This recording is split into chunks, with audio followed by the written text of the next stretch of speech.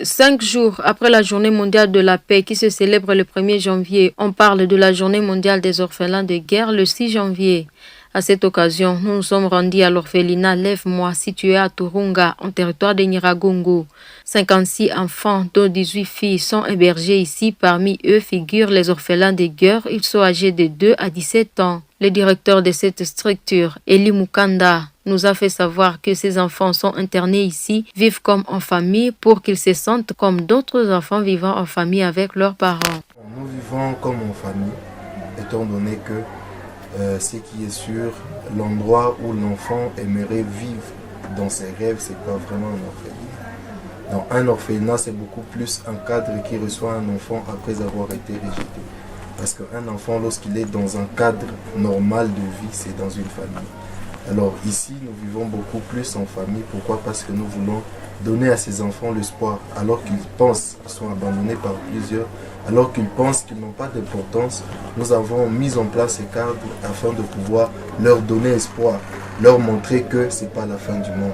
Être orphelin, perdre les parents, avoir été abandonné par les parents, ça ne signifie pas qu'on a tout perdu dans la vie.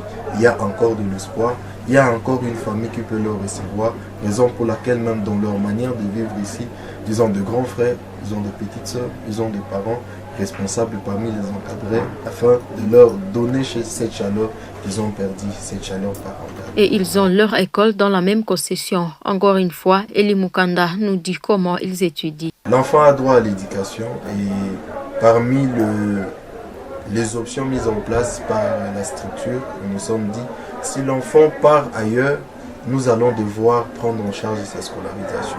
Alors, étant donné que nous n'avons pas de moyens pour prendre en charge sa scolarisation, raison pour laquelle nous avons mis en place cette structure, cette école, afin de permettre à ce que les enfants que la structure héberge puissent bénéficier d'une éducation gratuite, le niveau primaire, de la première année jusqu'en 6e année primaire, la 7e année, 8e année jusqu'en 4e année des humanités. Et dans les après-midi, nous avons un centre de rattrapage scolaire pour permettre aux enfants qui viennent soit dans l'orphelinat ayant un retard déjà en termes d'âge, qu'ils étudient dans les après-midi au niveau du centre de rattrapage scolaire. Pour cette journée, celui-ci lance un appel au gouvernement pour le rétablissement de la paix.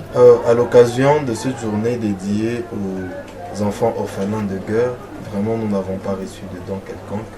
C'est juste une journée que nous voyons en mémoire parce que étant donné que nous avons des enfants qui sont orphelins, victimes de cette guerre, donc c'est la guerre qui trame ici un peu partout à l'est du pays qui les a rendus orphelins.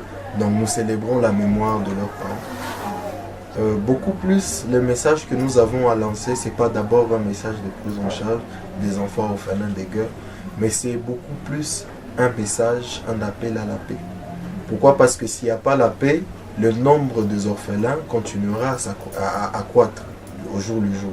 Nous avons besoin beaucoup plus que la paix revienne dans ces contrées, dans tous les pays, que la paix revienne afin de diminuer cet effectif des enfants orphelins de guerre. La Journée mondiale des orphelins de guerre est d'origine onisienne. Elle a pour objectif d'attirer l'attention des gens sur la situation des orphelins de guerre.